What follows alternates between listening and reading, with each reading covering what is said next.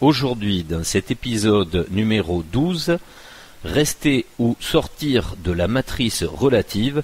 Vous aurez peut-être remarqué, si vous êtes fidèle à nos différents épisodes sur la série Retour vers le soi-jeu sur cette chaîne Ascension des Consciences, que nous avions annoncé dans l'épisode 11, entre la fameuse vidéo sur l'ouverture de conscience grâce au premier pas sur la Lune, et le deuxième non plus d'ailleurs, et sur la vidéo du Caressator, dont nous reviendrons d'ailleurs un petit peu plus tard dans celle-ci. Nous avions annoncé donc dans l'épisode 11 que nous allions aborder les différentes familles archétypales qui en général permettent de se positionner dans une suite logique d'un scénario sur des matrices relatives, et nous voulions en fait avec précision faire quelques diagrammes d'explication sur les différentes directions typiques de suite d'aventures possibles, mais toujours dans une matrice moi-je, dans une matrice relative. Et puis finalement on s'est aperçu que ça aurait été assez désobligeant pour toutes les personnes qui ont des croyances très marquées dans toutes ces familles archétypales de devoir démonter le logos pour à chaque fois le comparer évidemment à un passage à l'absolu. Donc l'idée a été plutôt abandonnée et nous préférons partir à un style un petit peu de discussion libre pour aborder le sujet avec plus de délicatesse et évidemment l'occasion de faire réfléchir une fois de plus le maximum chaque personne par elle-même, pour pouvoir faire la synthèse, sa synthèse propre de ce que nous allons débattre dans cet épisode 12. Alors, pour démarrer le postulat de réflexion, on recampe le début des hostilités pour notre civilisation, pour cette fin de scénario, avec l'Apocalypse, et une question, puisque je te pose toujours une question en introduction, est-ce que tu te souviens que 2012, avec l'annonce de la fin du monde à travers l'information que nous avons eue, assez diffusée, les grégores étaient assez énormes, du calendrier Maya, est-ce que tu te souviens que c'était peut-être à ce moment-là que tu as commencé à te poser des questions sur une fin possible de cette civilisation ? Non. Pas forcément. Non, pas forcément, non. Alors, si on considère, il faut bien le voir, qu'on n'a pas tous les mêmes caractéristiques, oui, voilà. C'est pas parce que c'est pas là où je me la suis posée que c'est jamais arrivé. Oui, ou qu'une majorité n'y ont pas pensé. En tout cas, c'est sûr que ça a fait connaître cette possibilité qu'il puisse y avoir une fin des temps pour une humanité. Un arrêt même au niveau de l'environnement vital même, sur une planète, etc. D'ailleurs, si on discute avec des anciens, pour certains se souvenir qu'il y a eu toujours cette espèce d'égrégore flottant de personnes qui disent « Oh, mais on nous annonce la fin du monde depuis toujours ». Mais ça n'a jamais été aussi marqué et aussi précis et aussi médiatisé. A fortiori, puisque la force des médias n'existe que depuis une cinquantaine d'années. Avant, c'était quand même, il faut bien s'en rendre compte, beaucoup moins prégnant sur la conscience générale, et surtout, si on raisonne au niveau global. C'est comme dans la dernière vidéo où nous avions parlé de cet égrégore à travers la Lune. C'était l'ouverture d'esprit vers les idées, les pensées exogènes. Est-ce qu'on pourra aller ailleurs ? Est-ce qu'on pourra sortir du berceau, croyant être né ici, etc. Donc la question était absolument la même quand on installe un égrégore, et surtout au niveau donc universel, au niveau en tous les cas planétaire, c'est de se dire, à un moment on met une alarme, il y a des voyants rouges qui s'allument un petit peu partout sur le tableau de bord des consciences, et de se dire mais il y a de la contrainte maximum, et en plus pour ceux qui ont un côté un petit peu mystique, une connaissance mystique, il y a aussi la corrélation avec tout ce qui est anciennes écritures ou ancien agenda qui annonce la même chose. Oui, voilà. Avec toujours cette idée que la contrainte vitale va aller à son paroxysme pour que, au final, il se passe presque, on pourrait dire, un jugement dernier. C'est-à-dire, selon comment vous allez vous comporter, soit il va vous arriver des bricoles, soit vous allez peut-être changer de vie, vous allez accéder à autre chose. En tous les cas, la question, et ça c'est une question primordiale, c'est de savoir si philosophiquement vous êtes déjà posé la question de l'arrêt de votre vie. Ça c'est sûr, c'est égotique, mais aussi l'arrêt de notre type et notre culture de vie sur cette planète, qui est très, il faut bien le dire, différente d'ailleurs et très disparate. Du coup, c'est 2012 le fameux marqueur de ça.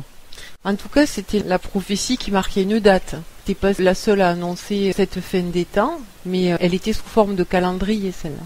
Et comme ça n'a pas super bien marché non plus, on nous a remis quand même la dose en 2000. Enfin, on nous avait préparé, je veux dire, d'abord, après on verra la suite, mais en 2000, on avait déjà aussi la peur du bug informatique. Oui. Ça mettait aussi la petite graine de ce cataclysme possible au niveau aussi technologique. Voilà, un désordre mondial au niveau technologique avec de multiples conséquences sur une vie de quotidien. ceux qui commençaient à donner d'un certain logos, par exemple, de survie collectif, des mouvements comme les survivalistes, Tout à fait. qui, eux, peut-être ne se posaient pas la question d'une fuite par la conscience ou par l'esprit, mais bien de survie terrestre, une fois de plus, dans le jeu du moi-jeu, c'est-à-dire d'essayer de survivre dans ces règles de survie, dans la matière. Donc vous comprenez bien que tout au long de cette histoire récente, on a l'implant d'un égrégore assez puissant qui a été offert, certains l'ont pris, certains l'ont pas pris évidemment, de se poser la question de sa propre fin, mais en même temps de quelque chose de beaucoup plus général, donc de beaucoup plus profond, c'est la fin d'une conscience civilisationnelle. Donc qu'est-ce qu'on peut faire? Ça remet obligatoirement en place toutes les idées de l'utopie aussi. C'est-à-dire là on sait qu'on est en train de vivre quelque chose de catastrophique, mais en même temps on n'a jamais eu autant les moyens technologiques de pouvoir vivre au mieux, et en même temps on n'a jamais eu autant les moyens technologiques de le savoir. Donc de se poser aussi ces questions philosophiques fondamentales. Et si vous en référez à tous ces signes de fin des temps, que vous apparteniez à des familles archétypales du côté de Rennes-le-Château, avec les Rose-Croix, avec les signes de fin des temps, tu te souviens, à Bugarage, normalement c'était en 2012 justement, là ça se rattachait aussi au calendrier Maya, ça devait être l'îlot de survie. Voilà, le lieu refuge. Ouais. Ceux qui pensaient que quelque chose de surnaturel était bien dans le scénario final, et qui voyaient pas forcément le survivalisme au fond d'une cave avec des armes et des bois de conserve, mais par exemple l'arrivée d'autres individus extraterrestres qui viendraient en gros nous sauver. Ce qui ressemble largement au logiciel, on aurait pu en faire le parallèle très précis sur le fait de vouloir être sauvé tout le temps par un élément externe, c'est-à-dire Dieu, là aussi en l'occurrence ça revient un petit peu à la même chose. Et puis après, il s'est passé quand même des choses beaucoup plus extraordinaires pour préciser tout ça dans l'intelligence, comme par exemple le film de Grimaud avec la révélation des pyramides, qui en fait a été un marqueur beaucoup plus puissant même que l'histoire de la fin du monde avec le calendrier Maya, puisque là, l'interprétation restait assez floue, assez vague, pour la plupart, en tous les cas, de ceux qui s'y intéressent, mais là, avec la révélation des pyramides, on avait quelque chose qui nous fait rentrer enfin dans une compréhension logique, intelligente, mathématique, géométrique, du temps et de la logique aussi, de la causalité, de ce que nous faisons ici et pourquoi à un moment il faudrait comprendre qu'il faut en partir ou si on veut rester, ce sera pas pareil. Voilà. Donc ce film de la révélation des pyramides, on ne cesse de regarder sur les compteurs pour surveiller d'ailleurs si ça évolue et on peut le voir, c'est on dirait avec le langage commercial, c'est un carton au box-office, hein. Ça rapporte pas grand-chose au niveau pécuniaire à leur réalisateur, mais c'est des millions de vues à travers la planète. Bon, après, qu'est-ce qu'il en reste? Est-ce qu'on comprend ce film? Ça, déjà, on peut en douter. Mais en tout cas, j'espère qu'on comprend que c'est bien le marqueur d'une civilisation qui avait des capacités, qui on la remet dans un temps historique tel qu'on nous apprend l'histoire. Certains bâtissent des pyramides avec des calculs phénoménaux, des moyens qu'on n'a même pas aujourd'hui, et d'autres taillent leur petit silex pour tuer le lapin. En peau de bête. Ouais. Donc ça marque bien qu'il y a eu des civilisations passées dont on ne comprend pas pourquoi elles ne sont plus. Donc ça nous montre bien qu'elles ont eu leur fin des temps, elles aussi. Voilà, en général c'est ce qui est retenu à travers ce film. Bah, j'espère, hein. Au moins qu'il y ait ça. Voilà, j'espère que tous les gens qui ont vu ce film... Pour certains c'est même pas le cas. S'ils n'ont pas retenu les calculs, si les calculs de l'heure des rien... Voilà, là rentrons après... Au moins qu'ils... Non mais rentrons justement, là tu viens de poser le doigt sur ce qui est encore plus important que ce que tu viens de citer avant. C'est après comprendre ce qui est signifié dans les calculs de cette pyramide. Alors je sais que on a plusieurs fois survolé le sujet et vous comprendrez pourquoi à un moment on n'a pas non plus à rentrer dans le message intelligible à travers cette affaire d'équations mathématiques et géométriques, tout simplement parce que d'ailleurs comme le réalisateur le fait, lui aussi aurait très bien pu expliquer le fond du fond de cette compréhension, mais il ne le fait pas. Parce que vous comprenez bien que c'est de prendre le chemin de la compréhension qui est important. D'où la mission délicate pour ceux qui veulent faire des prises de conscience vers l'absolu, d'amener chaque conscience relative vers ce raisonnement absolu. Ce que nous essayons aussi à notre façon, donc un petit peu différente sur cette chaîne, d'amener. Et vous comprendrez que nous ne sommes pas du tout dans le même schéma, que ce soit égotique ou émotionnel, de toutes ces communications relatives, qui restent donc dans des explications du surnaturel, de la métaphysique, et qui restent en fait dans des pièges de moi-je. et qui livrent instantanément, justement sans réflexion approfondie, sur la conséquence de leur propre communication. Et c'est normal, on ne peut pas jeter la pierre. Ça fait partie du fonctionnement d'une personne qui se pose des questions et qui à chaque fois a la fascination de ses propres réponses à mesure qu'elles arrivent. Il y a une espèce d'impulsion, d'impulsivité à vouloir vite partager des choses, même si quelquefois elles sont erronées, justement parce que pas trop réfléchies et parce que évidemment derrière se joue un ego qu'on peut même constater très fulgurant et très quelque part néfaste pour les propres personnes aussi qui les diffusent, de se sentir mis en lumière, puisque il y a de l'attente aussi du côté des personnes qui sont perdues dans la recherche. Donc dès qu'il y a une petite information qui paraît un peu pertinente ou même fascinante parce que paradoxale, donc incompréhensible, du coup on se jette dans les flammes et puis la lumière, malheureusement là elle n'est pas que lumière, c'est là elle brûle, il y a aussi du feu qui est assez dévastateur. Donc pour revenir à cet égrégore planté depuis 2012, puis par ceux qui ont voulu vraiment pousser, qui ont été quand même fascinés par le film de la révélation des pyramides, on est dans la compréhension d'un cycle qui se termine. Oui. Ainsi qu'il se termine, on l'a vu, et là aussi, après plusieurs recherches, chacun pourra se faire son avis sur le fait qu'il y ait des preuves géologiques qu'il y a eu plusieurs fois des fins de cycle avec à chaque fois du cataclysme dans le catastrophisme d'une apocalypse, alors que ce soit par l'eau, que ce soit par le feu, et là, dans ce qui se présente, on ne va pas spéculer non plus dessus, mais on peut bien imaginer que si on a pris conscience que des mammouths dans la Sibérie se sont retrouvés ultra congelés avec la pince pleine et de nourriture qui n'a pas eu le temps de se dégrader, vous imaginez bien qu'il y a des changements brutaux. Tout ce qui est avancé dans ce film et qui est étayé nous amène à penser, pour la plupart des gens qui réfléchissent à la fin d'une civilisation, à prendre conscience que on peut arriver effectivement à ce moment où il va se passer le même principe que ce qui s'est déjà passé, mais on ne sait pas comment cette fois pour ce final. Mais là où je voudrais vous entraîner sur une pensée particulière, qui n'est peut-être pas la bonne, mais en tous les cas qui nous permet peut-être d'ouvrir une compréhension sur ce qui ne l'était pas jusque-là, c'est le fait que si ici même, dans la diffusion de cette information auprès du grand public, ça s'est fait dernièrement, il faut bien se dire que tous ceux qui nous gouvernent de la matrice font partie, depuis toujours, de cette élite égotique et prédatrice, puisqu'on le voit, ils n'ont jamais amené du bonheur, ou très peu en tous les cas, sur les personnes de leur propre population. On n'a jamais cultivé, ou à des moments si, mais c'était vraiment marginal, et en plus souvent ça a été des enguets d'excénés. Le bien-être du bonheur n'a jamais été vraiment cultivé. On est sur quelque chose d'absolument matérialiste, démiurgique au niveau... pyramidal. Voilà, exactement. Au niveau de la synergie, on va dire, des autorités, c'est toujours une culture pyramidale, où souvent d'ailleurs on ne se rend pas compte de la tête de la pyramide, qui reste toujours, puisqu'elle sait très bien qu'il y a du risque quand il y a du changement, qui est prête à sacrifier d'ailleurs ses propres lieutenants pour pouvoir perdurer dans le temps et changer de façade, on va dire, son ordre hiérarchique. Mais vous imaginez bien que donc ceux qui tiennent le manège à horreur ici, ils sont au courant de ce cycle. Ils ont eux-mêmes les informations de ce qui se passe au plus haut niveau dans le fonctionnement d'une matrice, puisque eux sont, on va dire, les initiés de plus haut rang. Bon, après qu'ils puissent garder la main sur tout en le maîtrisant totalement, ça évidemment on peut en douter. Il y a bien comme dans un bail commercial, si vous arrivez 3, 6, 9, au 9e, bon ben, qu'est-ce qu'on fait? On continue pas? Il y a toujours ce moment où on va savoir est-ce qu'on change la boutique ou pas.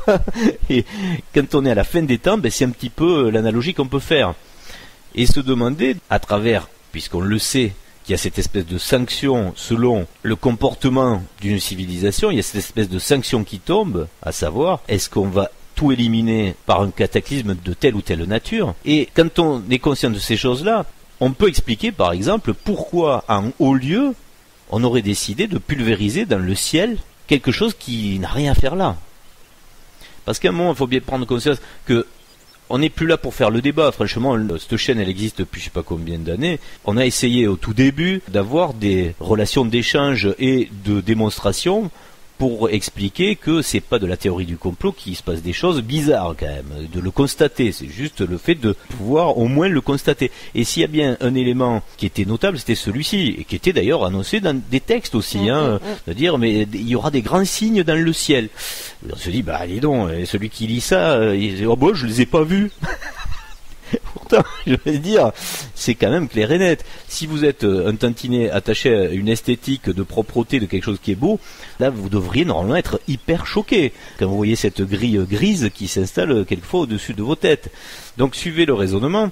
Si vous imaginez qu'en haut lieu, il y a une vraie bataille, on va dire, entre le yin et le yang, entre le noir et le blanc, parce que ici c'est voué à ça, si vous suivez notre théorie sur le modèle soigeux. Donc le match se situe bien à haut niveau aussi sur le fait d'avoir une espèce de résistance entre l'absolu et le relatif, dans l'idée de l'absolu ici, puisqu'en fait l'absolu lui ne bouge pas, il reste toujours parfait. Ici c'est le terrain de jeu virtuel de quelque chose dont on a expliqué la causalité, évidemment, dans les épisodes précédents. On n'est pas là pour le refaire.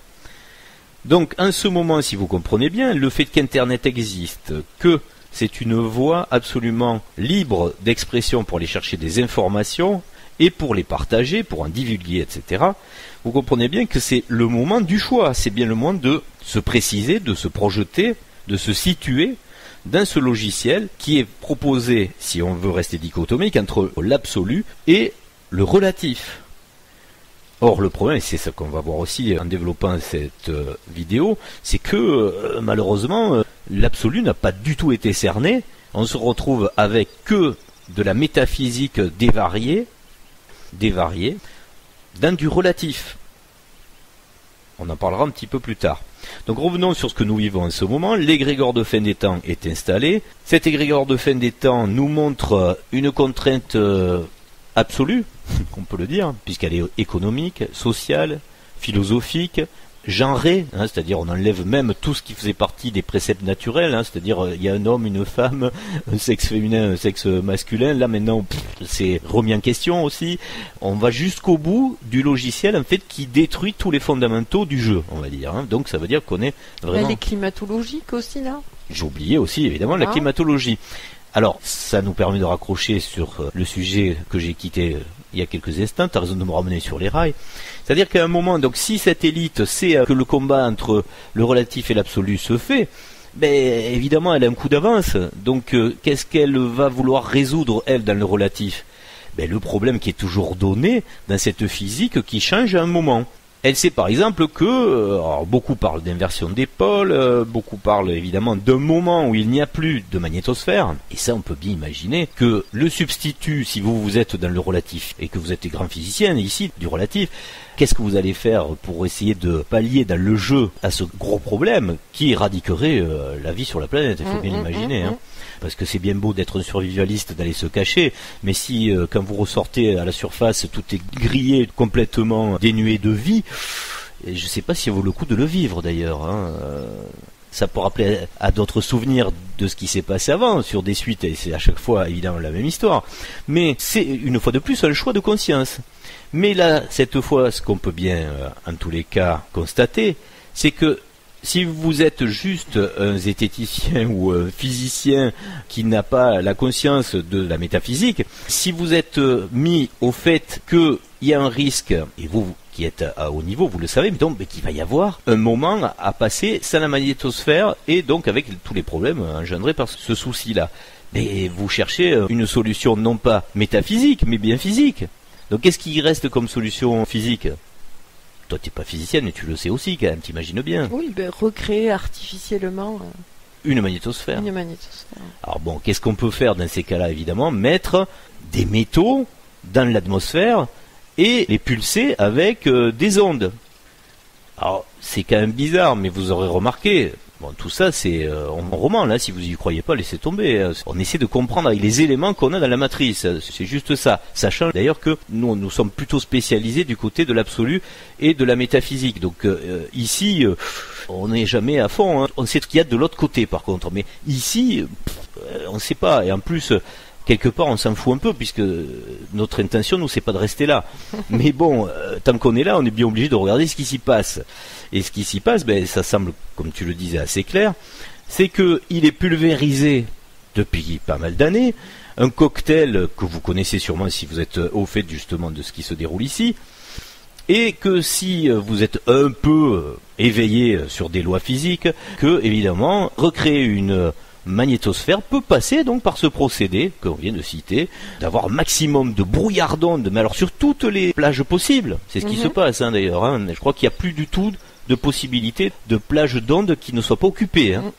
Et d'en avoir au maximum, c'est-à-dire de donner des téléphones à tout le monde, de mettre des antennes partout, d'augmenter les puissances, voilà, et de créer donc ce qu'on appelle aujourd'hui un brouillard d'ondes, qui lui vient s'appuyer évidemment d'une atmosphère chargée, métallisée, qui prend toute sa fonction atmosphérique de protection contre ce qu'on pourrait appeler à un moment une irradiation. Bon, est-ce que ça va marcher ou pas? Ça, on le verra peut-être tous si c'est assez rapide, ou si on a décidé de changer aussi de direction. Parce que là, pour l'instant, on voit bien que donc nous sommes menés au plus haut niveau par des personnes relatives qui ont une conscience que physique, qui ne connaissent pas du tout la métaphysique et qui ont décidé de résoudre les problèmes avec la matière. On est bien d'accord, hein? Ça te fait peur, ça, ou pas? Peut-être qu'ils la connaissent, mais qu'ils n'ont pas fait ce choix-là. C'est possible. Ils doivent bien connaître la métaphysique relative. On peut largement le penser, puisque on peut s'apercevoir d'ingénierie sociale, voilà, qu'on peut appeler de la magie, on y reviendra un petit peu après, qui est pratiquée à fond, et depuis longtemps aussi. Là, c'est depuis toujours. C'est pour ça que c'est bien de faire le distinguo quand même entre la métaphysique relative et la métaphysique absolue, parce que les deux existent. Ça rejoint ce que nous avons cité d'ailleurs sur la vidéo concernant le carré Sator, qui explique bien que quand on verse dans la solution physique, on a affaire après à des égos suprémacistes qui utilisent d'ailleurs tous les leviers, que ce soit la banque, puisque c'est le pouvoir financier, l'armée, ça c'est la physique on va dire dure, contrairement à ce qu'on imagine quand on parle des lois physiques avec les lois qui régissent la matière, là on s'aperçoit que la vraie force de la physique dure dans le relatif, c'est l'armée. Donc l'utilisation de cette intelligence relative, elle s'exprime en ce moment que, au niveau pouvoir en tous les cas, on le voit qui tient les peuples, que par la physique, la vraie physique relative. On est bien d'accord. Alors là où ça aurait pu être intéressant, c'est que vous l'avez vu, puisqu'on avait quand même donné ce libre arbitre avec l'égrégore de fin d'espèce et donc de fin de soi-même, le fin du grand soi, puisqu'on se dit mais c'est pas que moi qui vais mourir, c'est tout le monde. Donc en fait, il y a quelque part cette espèce de réflexe de dire mais je pourrais même pas revenir m'incarner. Du coup, c'est ça qui devait aussi déclencher une recherche dans la métaphysique. Ouais. Et là, qu'est-ce qui s'est passé? C'est la grosse magie qui a refait surface. Alors on va vite fait égrener tout ce qui s'est produit au niveau de cette prise de conscience sur une sortie qui aurait pu être métaphysique, puisqu'on le rappelle, pour sortir d'une façon différente par la métaphysique, là ça n'a plus rien à voir. On va prendre conscience de ce qu'est l'absolu, où chaque individu peut créer la matière puisqu'il maîtrise sa propre énergie, il maîtrise l'énergie. Ici, dans la matrice moi-je relative, avec plusieurs niveaux de technologie, on le verra, évidemment. Il y a différents types d'évolution technologique. Mais vous êtes toujours dans la transformation de la matière et vous avez toujours besoin de cette fameuse ressource énergétique extérieure. Donc dans la dualité non maîtrisée. Vous voyez bien que toute la problématique se situe tout le temps sur ça, c'est-à-dire la ressource de l'énergie. Alors, quelquefois, ça arrange certains qu'elle soit limitée, puisqu'ils la maîtrisent, puis quelquefois, ça se libère. Mais on le verra, on reste toujours sur le même plan relatif de dualité. Le vrai départ vers la conscience absolue n'a rien à voir avec ça. Et là, en ce moment, vous comprenez bien qu'on est dans le rassemblement de chaque famille de conscience. Si vous écoutez cette vidéo, c'est que vous avez peut-être l'idée de vous extraire de la matrice relative. Peut-être pas d'ailleurs, mais c'est pour ça qu'on veut vexer personne. Il n'y a personne qui est dans la mauvaise voie. Ceux qui ont choisi d'améliorer le relatif, c'est leur souhait, et c'est ce qu'ils ont en conscience et en désir le plus profond, donc ils le font, il n'y a pas de souci avec ça. Mais là on est obligé, pour ceux qui s'intéressent comme nous à la sortie vers l'absolu, de préciser les petits pièges dans lesquels il faut peut-être pas tomber si vous voulez changer de projet. Donc il y a différents archétypes, on va vite, sans rentrer dans les détails pour pas les démonter, mais qu'ils soient juste identifiés. Vous comprenez bien, les archétypes, ils font appel chaque fois à des logos qui permettent des transitions absolument différentes. C'est à chacun de les développer d'ailleurs. Vous avez compris à travers le monothéisme que là, on avait une idée intéressante, c'est-à-dire de comprendre qu'il y avait une divinité quelque part qui, elle, justement, elle est omnipotente et omnisciente. Ça, on vous l'avait dit. Mais le problème, c'est que dans le logiciel le plus connu, souvent on vous a dit, mais ça c'est réservé au seul créateur. Donc là, on voyait que le logiciel était tronqué aussi. On a eu un panthéon polythéiste qui rejoint en fait le monothéisme. Ouais. Mais qui avait l'avantage d'ouvrir des connaissances différentes sur des secteurs à chaque fois aménagés par archétypes de dieux dédiés à chaque fonction. C'était une autre façon d'aborder l'absolu. Il faut bien comprendre que rien n'est mauvais dans tout ça. C'est une petite graine qui était plantée à chaque fois, mais qui pouvait perdre certains et pouvait en élever d'autres. Hein. Donc il n'y a rien de mauvais à chaque fois, c'est un palier, une marche qui vous permet soit d'évoluer, soit de rester sur cette marche-là. Soit de se perdre aussi. Et de se perdre aussi, voilà. Mais il n'y a rien à blâmer dans cette histoire-là. À chaque fois, c'est juste un élément informatif qui vous est donné. Et soit vous vous souvenez de toute la compilation que vous avez pu faire à travers votre propre conscience, votre cœur, en fait, votre ressenti, de comprendre que le millefeuille va vous donner le tout et comprendre qu'est-ce que c'est que l'absolu. Ou à chaque fois de vous piéger comme une mouche vient se coller sur ces scotch là, et puis elle peut bouger les ailes, elle va plus s'envoler. Elle est scotchée sur un logos qui va la piéger. Et ça, à chaque fois, c'est un petit peu le risque. Surtout, justement, à la fin des temps. Parce que là, on a la carte avec le menu à peu près complet de tous les pièges. Mais on n'a pas le millefeuille complet. Et pour autant, il y a quand même beaucoup de logos qui préviennent qu'à partir du moment où il y a une idolâtrie, on ne se sauve pas soi-même. Donc pour autant, ils le disent. Hein. Je pense qu'aujourd'hui, le piège principal, c'est ça. C'est que pour toutes les personnes qui auraient une conscience et qui seraient attirées par cette métaphysique, à partir du moment où il y a un comportement, où on peut identifier une personne, un discours, une voix comme une valeur gourou ou idolâtrie, ben on n'est pas dans son but. En tout cas, si son but est de se sauver soi-même, c'est un peu l'émotion à froid, hein, c'est un travail en fait. C'est les voies alchimiques, hein, c'est quelque chose de très très long, de très très lent, de très profond. Comme tu disais tout à l'heure, ça ne s'explique pas, il appartient à chacun.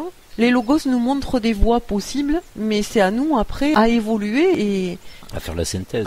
Et à trouver quelque chose en soi et pas à l'extérieur. Voilà, et pour faire référence à la première vidéo du Caressator, comme tu le disais, quelquefois justement cette prise de conscience, cette recherche, c'est quand même très long. Il faut vraiment avancer à petits pas. Oui, c'est pour ça qu'il ne s'agit pas de se lever un matin, de se dire j'ai écouté un truc, mon choix c'est l'absolu. Ça va pas suffire. C'est bien. Oui. C'est un choix qui est bon, hein, comme l'autre d'ailleurs. Mais il faut le conscientiser réellement. Mais voilà, il y a un vrai travail à faire. Et ce qui est compliqué, c'est que certaines personnes, elles en parlent de ces voies, mais pas pour le but qui est cohérent avec ces voies-là. C'est ça qui est délicat, qui peut perdre aussi. C'est pour ça que c'est en soi que le clair se fait. Mais c'est aussi le plaisir de la finesse du jeu, quelque part. Ben oui. Sinon, ça veut dire qu'on est dans un jeu pas intelligent, donc ça veut dire la causalité. Faut se dire qu'on pourrie. est venu le vivre, donc chacun est venu vivre sa vie. Même si quelquefois, c'est vrai qu'il y a quand même des souffrances qui nous font atterrir gravement sur des choses qui nous font douter que le monde absolu est bon. Et c'est vrai que ça, quand on prend des grandes claques dans la tête, on a facilement tendance à repenser que c'est démiurgique, que c'est atroce et qu'on est dans un enfer. Or, en fait, l'enfer, il est vraiment qu'ici. Il faut vraiment comprendre la causalité première pour pouvoir reprendre quelque part cette foi dans le bon. Hein. Et c'est ça qui est aussi difficile et ça fait partie de l'épreuve. Oui, mais en fait, sans diminuer ces souffrances-là, qui ne sont pas que les nôtres, ce sont celles des autres aussi. Donc si on a un minimum d'empathie, ça doit nous faire quelque chose. Mais on peut s'interroger sur ce minimum d'empathie, parce que face à ces souffrances, il y a aussi notre silence qui fait du consentement. Il y a quand même un peu d'indignation, il y a quand même un peu d'action, et du coup, ça leur permet d'exister aussi à ces souffrances-là. C'est pas tout de dire c'est horrible, ouais, mais qu'est-ce qu'elle fait l'humanité face à ça, le collectif? Il tolère beaucoup de choses. Alors que livrer la vérité, c'est toujours la bonne solution. Exact. C'est pas le combat qu'il faut livrer, c'est livrer la vérité. Tout à fait. Et un choix de libre arbitre après sera donné. Après tout, si ça choque personne, la prédation totale, là, hein, si vous n'avez pas identifié que cette prédation est totale au niveau de l'élite qui gouverne, à tous les niveaux. Et face à cette prédation, quel est le nombre de personnes qui se sont posé la question d'un ailleurs et qui ont fait le choix d'un ailleurs qui ne soit pas ici? Voilà, et normalement ça serait fait pour ça. Normalement tout le monde. Mais oui. Mais voilà. Mais En tous les cas, tant qu'on est là, il y a bien quelque part un combat à mener, mais c'est le combat avec nos armes absolues qui est le bon en fait, oui. Pas avec leurs armes à eux, c'est-à-dire pas avec la force, quoique des fois on est bien obligé, c'est la légitime défense. Oui, bon, mais là justement, quelquefois on peut bien dire que la légitime défense est nécessaire dans de l'action un petit peu plus poussée, mais ne serait-ce que de pas se fermer les yeux, de ne pas dénaturer les choses qui existent. On a beaucoup de facilité à s'enfermer dans son quotidien pour ne pas voir aussi les choses qui peuvent concerner une humanité entière et peut-être pas nous directement. Et comme nous avançons vers des temps où il ne faut pas être très devin pour imaginer que ces contraintes et ces violences risquent d'augmenter, si on ne change pas le cap, il va bien falloir faire le clair aussi vite que possible. Sur soi-même, oui. Et comme pour faire référence au Caressator. Ah oui, on en était là, oui. Oui, je parlais tout à l'heure. J'ai un peu dévié. Donc comme tu disais, il faut vraiment, et je reprends ça parce que ça va peut-être éclaircir aussi la deuxième énigme qui était dans la photo de la vidéo première, donc il y a quelques années. Il faut vraiment avancer, comme tu le disais, à petits pas pour avoir le pont. Alors, il faut... Je veux à chaque fois décliner les phrases pour qu'on comprenne ce que ça donne dans les énigmes, puisqu'on est dans une énigme à résoudre, et le plaisir est dans la résolution. Et il faut vivre et réaliser des ronds et des ronds de plus en plus parfaits. Alors, cette énigme du Caressator est là pour ça. Ça nous donne une référence assez sympa sur une vieille chanson, une vieille comptine, comme quoi on est là depuis longtemps avec toutes ces énigmes. Vous vous rappelez sûrement de Héron, Héron, petit pas, tapon. Je me souviens de cette chanson. Donc c'est pour ça qu'il y avait 2 hérons sur la pont. On n'a pas parlé que de l'énigme que le Caressator héron dans les temps. C'est qu'il y avait quand même 2 hérons. Parce que héron, héron, petit pas, tapon. Qu'est-ce que ça voulait dire, petit pas, tapon? Franchement. Petit pas, faire des petits pas. Ouais. Et tapon, c'est peut-être plutôt T-A. Et t'as un pont. Pont, voilà, c'est T''A, t'as le pont, parce qu'il manque le. Évidemment, si on mettait le, il n'y a plus d'énigmes. Donc vous comprenez bien que les énigmes, ça passe toujours par des incompréhensions. Donc héron, à l'époque, héron. Le le était très peu utilisé. Peut-être aussi, ouais. Donc petit pas, et ça c'est la recette que tu as donnée, il faut y aller doucement. Par petit pas, t'as pont. Donc tu as le pont. Et ce pont, il va où? C'est à vous de choisir. Le pont est quand même une symbolique qui est utilisée par beaucoup de logos. Bien sûr. Et énormément. Comme dans la chanson, la bergère. Et oui. Qui garde des moutons. Lui, c'est pas un prédateur que je sache. Si vous comprenez ce qu'on a déjà expliqué aussi à travers les compréhensions archétypales animales, ce que nous sommes en fragmentation, etc. Il vaut mieux être mouton qu'un loup, ici, là, quand même, pour pouvoir prendre le pont vers une autre direction. Là, on avait dans cette chanson cette bergère qui gardait ses moutons. D'ailleurs, ça fait une référence aussi du côté de Rennes-le-Château. Certains feront la corrélation directe avec une certaine bergère qui s'impatiente avec un tombeau in Arcadia ego, qui a son ego dans un autre monde. Et le modèle soit-je qui explique quelque chose qui est absolument identique. À vous, selon les archétypes et les logos dont vous vous référez, avec lesquels vous êtes le plus en sensibilité, de creuser cet absolu. J'espère qu'on est bien clair là-dessus. Tout ce qui pourrait sembler futile et quelquefois même basiquement infantile, on pourrait même dire abêtissant des fois, des petites chansons débiles, il y a des messages à comprendre à un moment qui doivent, comme un puzzle, vous donner la solution. Et nous nous sommes évertués tout au long des temps de laisser ces petits cailloux blancs partout pour qu'à la fin on puisse se souvenir de ce qu'on avait mis comme petits cailloux blancs. Et de comprendre avec des mots, avec des jeux de mots, des jeux d'esprit au final en fait, ce que nous sommes vraiment dans l'absolu. C'est-à-dire une intelligence joueuse et qui a en réalité une émotion débordante d'amour au final, mais qui vient jouer la partition la plus horrible dans un cinéma virtuel qui est ici le relatif. Pour en finir avec cette petite comptine pour les enfants, si vous allez en prendre connaissance, vous comprendrez que ça rejoint toujours ce qu'on dénonce, j'allais dire entre parenthèses sur cette chaîne, c'est la problématique du rapport humain entre les hommes et les femmes, le rapport profond donc entre Soi-Ja et Soi-Jo, qui a souvent été dénaturé entre Moi-Ja et Moi-Jo, dans des trucs abracadabrantesques, on peut le dire, ou la chasteté de certaines choses qui vont appuyer pour partir dans l'absolu. Ça, c'est un truc bizarre quand même. Et ça rejoint ce qu'on disait tout à l'heure, des archétypes qui dénaturent et qui dévient du chemin de l'absolu. Voilà. Il faut se poser la question de comment ça se faisait qu'un certain type de parole soit associé à des comptines pour enfants. C'était pas la seule. Hein. Aussi surprenante d'ailleurs, oui. Ouais. Ah oui, c'est voilà.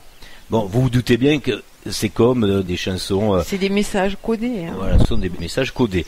L'intérêt, c'est de se dire que ils sont quand même faits pour nous aujourd'hui, puisqu'on fait les corrélations avec toutes les choses. On les a chantés, hein, beaucoup. Voilà, qu'il y a à comprendre. Ouais. Alors, certains ne comprendront pas d'ailleurs pourquoi dans les pièces du puzzle que nous rassemblons, c'est-à-dire le carré Sator, des petites comptines, etc. Après tout, vous prenez au hasard n'importe quoi. Mais si vous le pensez, c'est que vous n'êtes pas fait pour résoudre avec ça. Ouais. Donc ne nous embêtez pas à les résoudre ailleurs. Avec autre chose. Avec autre chose, voilà. Donc, nous, on ne vient pas vous embêter sur vos résolutions. Il y a partout des voies de résolution. Voilà. Alors on essaie de se recentrer dans cette discussion un petit peu à bâton rompu sur les différents archétypes qui sont nés de cette contrainte fatale, on le sait, donc d'une apocalypse qui, au lieu d'ailleurs d'être mot dans le sens de la levée du voile et de la vérité, ce qui aurait été formidable pour l'absolu, qui se transforme en sens cataclysmique. Hein. C'est vraiment le sens qu'on en retient. Si on fait un sondage, c'est clair et net. Dans la population, on sera peut-être à 90% de personnes qui donnent une définition cataclysmique à l'apocalypse. Hein. Malheureusement. Et vous aurez compris que dans les différentes voies d'exploration de sauver une espèce, de sauver l'humanité de cette terre, eh bien, il y a des égrégores qui sont arrivés et qui collent justement à non pas de la métaphysique, mais de la physique poussée, et qui étaient changés aujourd'hui, il faut bien le dire, d'un piège métaphysique. Je veux parler de tout ce qui est courant extraterrestre, c'est-à-dire toutes les canalisations qui existent avec diverses populations. Et là, on a un vrai panthéon. Hein. Ah oui. Hein. C'est énorme. Hein. Oui. Et on peut se dire que le souhait de toutes ces personnes qui accrochent à cette idée-là, à cette croyance, on n'a pas du tout à leur faire la morale. Hein. Nous, on explique juste, vous qui voulez aller vers l'absolu, que ça, évidemment, c'est pas une solution. Vous restez dans de la physique pure et dure qui n'a des solutions que dans le matériel. Après, il pourrait y avoir ce qu'on appelle une manifestation extraterrestre de l'absolu, de la métaphysique. Mais là, vous vous doutez bien que c'est pas des vaisseaux conventionnels, boulons. Ce serait plutôt de l'ordre de quelque chose de lumineux, de quelque chose qui manifeste son omniscience et son omnipotence aussi ici même. Et là, dans ce cas-là, là, vous pourrez accorder la confiance. Sauf si, attention, parce que là, ça peut aller loin aussi, s'il ne s'agit que de l'hologramme. Parce que là aussi, on le sait, ça c'est une technologie juste physique qui appartient au monde relatif et qui, elle, ne joue pas avec la matière, mais joue juste avec de l'image. Il ne faut pas non plus se laisser avoir avec ça. Donc on essaie de bien faire le tour et une synthèse pour bien préciser, vous qui avez décidé de travailler pour aller vers l'absolu, le moment chaotique venu où il se passera quelque chose, de bien faire la part des choses, de bien trancher entre ce qui appartient au relatif et ce qui appartient à l'absolu. Donc, si vous voyez arriver dans les rencontres extraterrestres Gérard ou Albert Loiseau, je donne des faux noms justement pour pas faire de parallèles, pour vexer personne, parce que ceux qui croient en ça, il faut qu'ils y croient. C'est normal, c'est leur suite à eux. On n'est pas là pour la détruire. Vous, si vous écoutez ça, c'est que quelque part vous vous êtes dit non mais il y a un hic. Donc vous pensez à autre chose. Oui, là, c'est d'autres mondes relatifs que le nôtre qui s'expriment. Exactement. Voilà. Et heureusement qu'ils sont là, parce que c'est des suites formidables aussi, il faut bien le dire. Ça paraît logique qu'il y ait plusieurs matrices relatives. Et qui communiquent entre elles, quelquefois. Un temps de communication entre elles est plus ouvert maintenant, parce que le jeu évolue.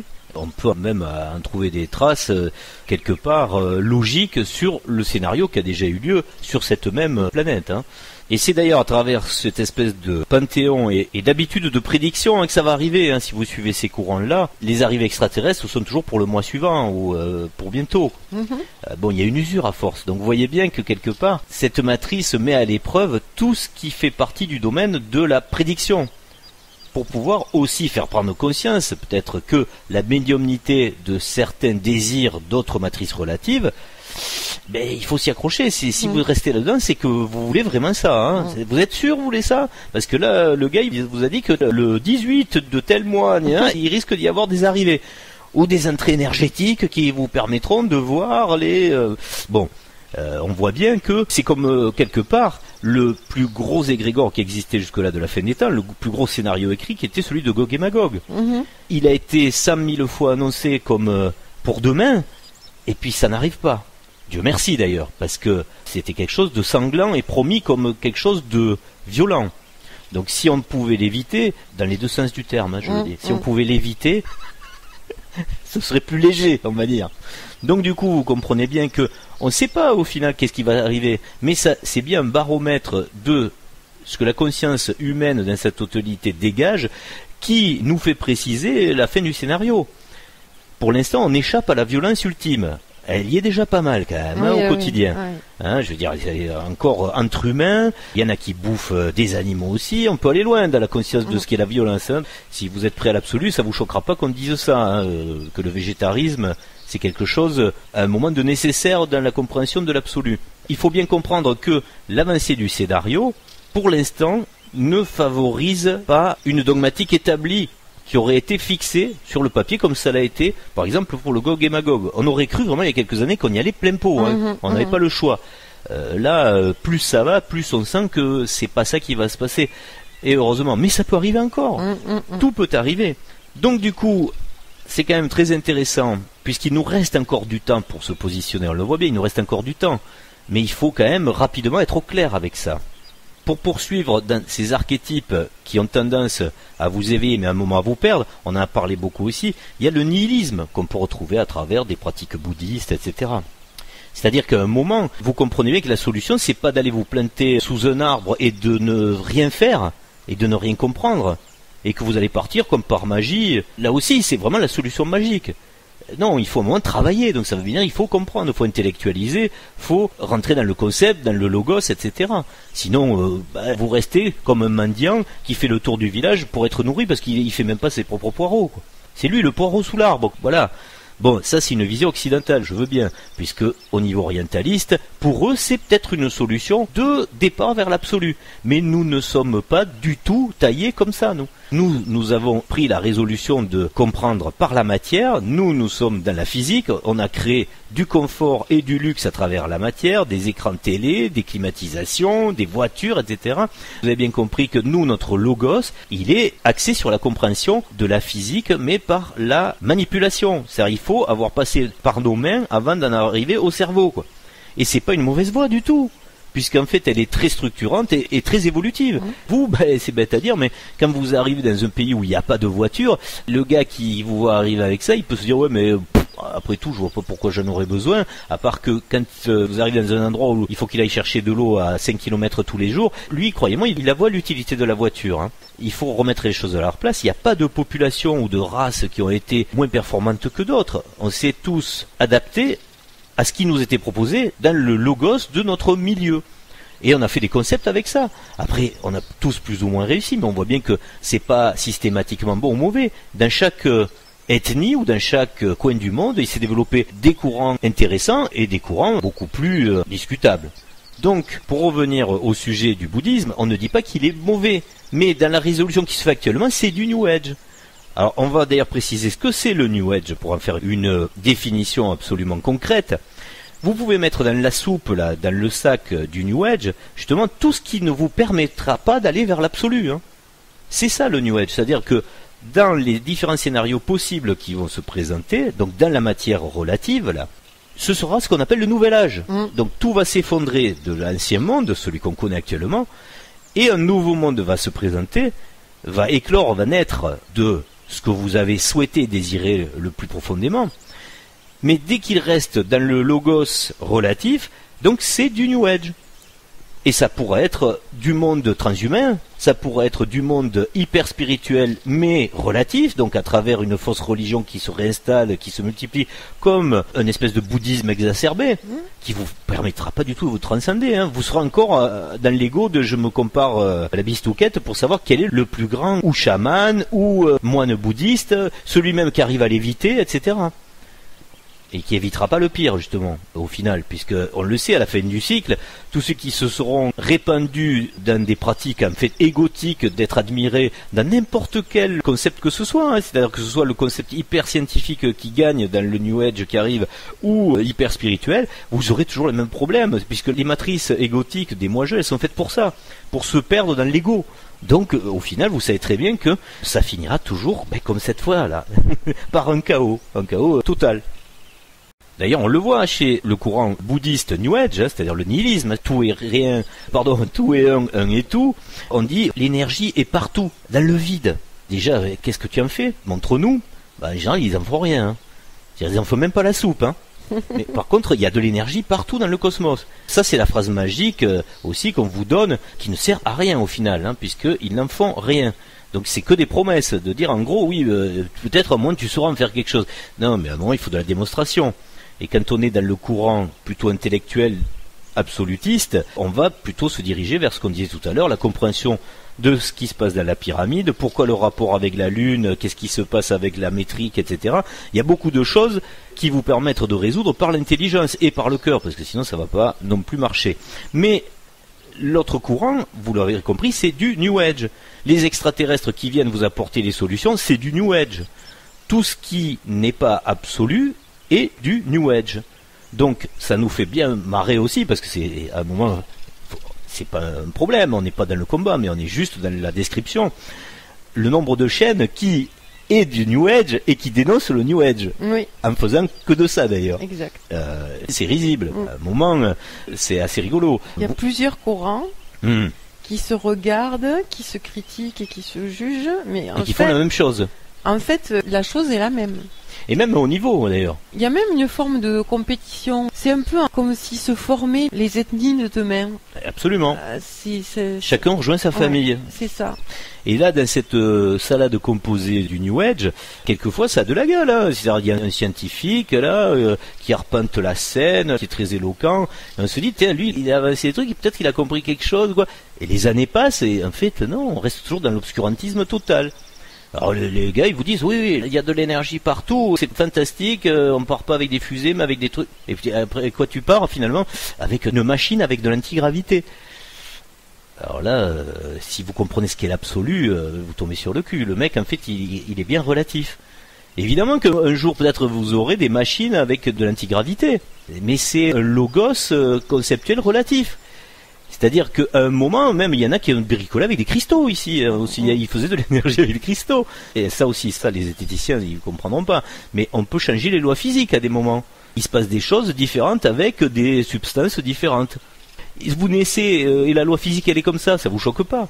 Vous, ça vous choque parce que vous connaissez celle-là. Mais du jour au lendemain, on vous met dans une matrice où, avec des cristaux, on produit par exemple de l'électricité ou on fait de la radiophonie. Vous dites, oui, j'ai toujours vu que ça marchait comme ça, donc ça marche comme ça. Donc vous comprenez bien que la physique aussi est relative. Elle est relative à la matrice. Donc là, nous, on connaît notre physique, celle-ci, mais dites-vous qu'il y en a eu d'autres. Et on a des réminiscences de ces trucs-là, d'ailleurs, à travers aussi ceux qui bricolent encore avec des cristaux. On ne dit pas que ça marche pas, attention, parce qu'il y a le côté de ce qu'on pourrait appeler homéopathique et placebo, qui interagit par contre directement aussi sur la chimie du corps, qui est très différente de la substance et de la matière que vous avez autour de vous. Parce que sur votre corps, c'est vrai que vous avez quand même beaucoup plus de pouvoir que sur la matière environnante. C'était des vecteurs d'auto-guérison pour ceux qui ne pourraient pas développer ces capacités d'auto-guérison sans. Oui. Absolument. Donc c'est pour ça qu'il reste encore des choses qui marchent et qui sont inexplicables du point de vue de la manifestation physique, surtout sur les corps. Des fois, même, ça peut se manifester d'ailleurs sur la matière extérieure à vous. Mais là, on ne rentrera pas dans les détails. Ça existe, mais c'est quelque chose très compliqué, on va dire, à dénouer pour savoir de quoi ça vient. Parce que là, ça nous prend sur des terrains trop complexes à développer sur cette vidéo où on n'a pas du tout prévu d'aborder ça. Mais pour revenir à tous ces archétypes que vous devez bien identifier entre l'absolu et le relatif, donc entre le New Age et le vrai départ vers votre conscience totale à vous, la conscience du soi-je, ou soit dit en passant, il existe de la matière aussi, puisque là dans le New Age, là, c'est néant. Ah oui, d'ailleurs ici, tant qu'on est piégé dans la matière, on ne peut rien faire, on n'est pas bien. On l'a déjà expliqué dans d'autres vidéos, il y a toujours de la matière, mais c'est pas le même état de matière. Ici, l'état de la matière est programmé justement par une physique bien spécifique qui est anthropique. La stabilité n'existe pas. C'est du Lavoisier ici, il y a des gros problèmes. On est toujours dans la transformation, quelque chose qui se désagrège, dans quelque chose qui va pourrir, etc. Du côté absolu, non, la physique, elle ne marche pas du tout de la même façon. Et si vous comprenez bien cette différence avec l'absolu, vous ne ferez pas piéger par les fameux New Age physiciens qui au final vous amènent aucune solution d'ailleurs. Même dans la physique pure et dure d'ici. Où elle est cette machine antimatière là pour l'instant? Antigravité. Ou antigravité, pour moi c'est la même chose en fait, puisque c'est évidemment l'antimatière, vous l'aurez compris si vous comprenez le carré Sator. Maîtriser la gravité dans l'absolu, c'est juste quelque chose qui existe dans la conscience et ça s'appelle le vouloir. Et ici, dans le relatif, ça passera peut-être par un petit objet donc technologique, une boîte d'antimatière, ça s'appellera un spector machin, de ce que vous voulez, ça sera un nom aussi. Et ça permettra donc de soulever des masses. Mais il faudra en repasser donc par un appareil. Vous comprenez la différence à chaque fois dans le concept de passer par autre chose que votre conscience pour énergiser, pour dynamiser, faire bouger quelque chose. Ça n'a plus rien à voir. C'est comme l'histoire que nous avions manifestée à travers la vidéo sur la Lune. Là, on reste sur des concepts. Soit vous êtes un Jeep, soit vous êtes avec le vaisseau Apollo, ou si vous êtes, par exemple, du côté des physiciens du New Age, si l'antigravité arrive, vous aurez une soucoupe. Mais du côté du spirituel, vous avez pareil avec, par exemple, la Merkaba. La Merkaba, c'est un véhicule aussi céleste. Ça veut dire que c'est pas vous. Donc vous êtes encore piégé dans du relatif. Alors que peut-être que la religion ou le concept spirituel qu'il a mené était fait pour que vous compreniez justement qu'il faut en sortir de la matière relative. Et il faut bien le formaliser donc par de la géométrie, à chaque fois des couleurs, des matières, hein, c'est pour ça les cristaux, etc. Nous on ne condamne pas le fait que certains l'utilisent, mais à un moment c'est fait pour comprendre qu'il ne faut plus l'utiliser.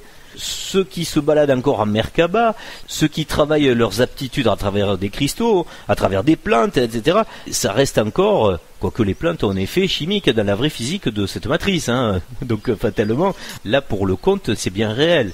Ah oui, les plantes ont un effet biologique. Constatable oui, physiquement, chimiquement, chimiquement, voilà, c'est de la chimie. Bon, après, on retrouve les mêmes travers. Je reviens à cette histoire, c'est assez important, parce qu'en fait, si vous comprenez ce qui est votre corps dans l'absolu, vous comprendrez bien que vous faites un corps aussi, hein, que vous n'êtes pas un gaz ou juste une lumière, hein, vous faites un corps, mais c'est pas évidemment la même structure matérielle qu'ici, ça répond pas aux mêmes lois physiques, c'est évident. Mais il faut bien comprendre qu'ici, à chaque fois, on a du mal à s'extraire parce qu'on est des moins-jeux, on a toujours besoin, il semble, d'un véhicule. Comme je le disais, je reprends la hiérarchie, le corps qui marche avec ses jambes, après la Jeep on évolue, après il y en a qui prennent la Mercedes, il y en a qui prennent la Merkaba, voilà, on choisit sa marque en gros, en fonction de son degré de conscience. Mais tant que vous avez un archétype de véhicule à utiliser, c'est que vous êtes dans le relatif, vous n'êtes pas dans l'absolu, on est bien d'accord. D'ailleurs ce truc de véhicule, c'est lié je pense au fait qu'on a la contrainte physique du corps en fait. C'est-à-dire qu'on a trop la perception de la limite corporelle. Donc du coup, on projette le fait que pour dépasser cette limite corporelle, il faut un outil qu'on appelle le véhicule. Un élément extérieur chaque fois. Et c'est là que le New Age prêche du vrai, mais pas forcément pour en faire quelque chose de juste à notre sens. C'est que effectivement, il faut pas poser notre identification à la limite de ce corps physique. Donc ça, c'est un discours, c'est une vérité. Mais pour autant, le dépasser cette limite du corps physique, ça ne veut pas dire que forcément on tombe dans le néant. C'est la maîtrise de l'état de la matière et donc de la gravité, puisque ça en fait partie, mais pas technologiquement qui est importante. C'est dans cette conscience qui se fait sans besoin de technologie, donc sans interface en gros. Et ça, c'est vrai que c'est dur à comprendre quand on est moi-jeu. D'ailleurs, le jeu, il est difficile pour ça. Si c'était trop facile, évidemment, il n'y aurait pas le jeu. Donc, vous comprenez bien quel état de conscience il faut avoir pour matérialiser cette chose-là. Et le carré Sator, si vous ne comprenez pas ce qu'on explique là, allez revoir cette vidéo qui peut-être au départ peut paraître compliquée, surtout si vous n'êtes pas mécanicien. Les mécaniciens auront très vite compris de quoi on parle de cette affaire-là. Certains m'ont dit mais oui, c'est un générateur électrique en gros. Mais il faut le comprendre sur le niveau du comportement, sur la physique, donc sur la matière, hein, c'est-à-dire sur notre matrice. Mais il faut le comprendre aussi du point de vue de l'utilisation du côté absolu. Qu'est-ce que c'est qu'est Arepo et qu'est-ce que c'est qu'est Opéra? Chez nous, on connaît que l'énergie.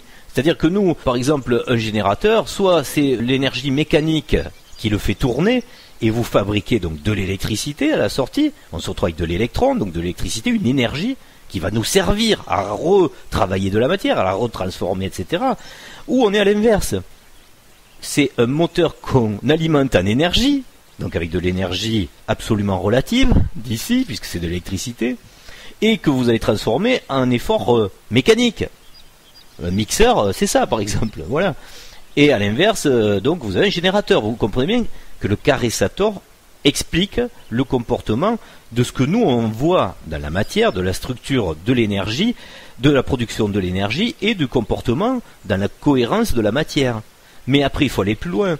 C'est-à-dire que ici ce qui reste mystérieux, donc c'est à repos ou à repos, donc l'antimatière, et on croit avoir compris ce qu'est opéra, c'est-à-dire l'énergie. Mais ça c'est juste valable ici. Il faut comprendre qu'est-ce que c'est de l'autre côté opéra. C'est pas faire tourner des aimants ou un entrelac de fils de cuivre pour faire de l'électricité. Ça c'est valable ici.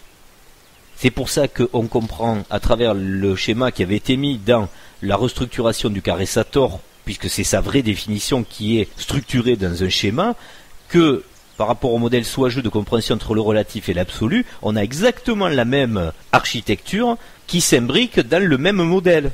Je ne sais pas si vous vous souvenez, cette image de ce générateur se retrouve dans le générateur du dessous, de l'inframonde, donc du monde relatif, du moi-je. Tu te souviens du schéma là, où dans le haut du schéma absolu, on retrouve le même schéma mais dans le relatif. À part que la nature de... Alors ça va être compliqué, mais tant pis, on le dit après, si vous en faites quelque chose, tant mieux, si vous en faites pas quelque chose, c'est pas grave. La nature de opéra, que vous constatez ici par l'électricité, c'est pour ça que le schéma est juste, c'est la même nature que opéra dans le monde de l'absolu, à part qu'elle ne se manifeste pas de la même façon. Sa source n'est pas la même. Ici, on est obligé de passer par un logos de conception qu'on peut expliquer par la science physique. Et cette science physique du moment, celle-ci qui est valable actuellement.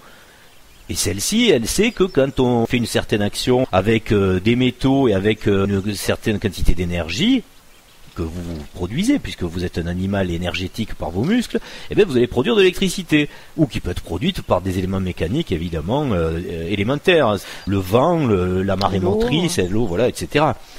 Mais il faut bien comprendre que le mystère chez nous, il est entier. Quand on est moi-je ici dans le monde relatif, opéra, donc l'énergie manifestée, en fait on ne comprend pas d'où elle vient non plus. Nous on croit comprendre, mais pas du tout. C'est parce qu'on a mis un concept archétypal scientifique dessus. Mais si vous comprenez ce que c'est dans l'absolu opéra, vous comprendrez qu'il régit aussi la même chose ici. Mais lui, il n'est pas de la même nature. Il dépend totalement de Arepo. Et vous, ici, Arepo, si la matrice évolue vers un truc scientifique beaucoup plus chiadé, mais ce sera la maîtrise de l'antimatière. Mais vous comprendrez rien non plus de sa source. Une fois de plus, ce sera la même problématique que sur l'énergie que vous comprenez ici sur l'électricité.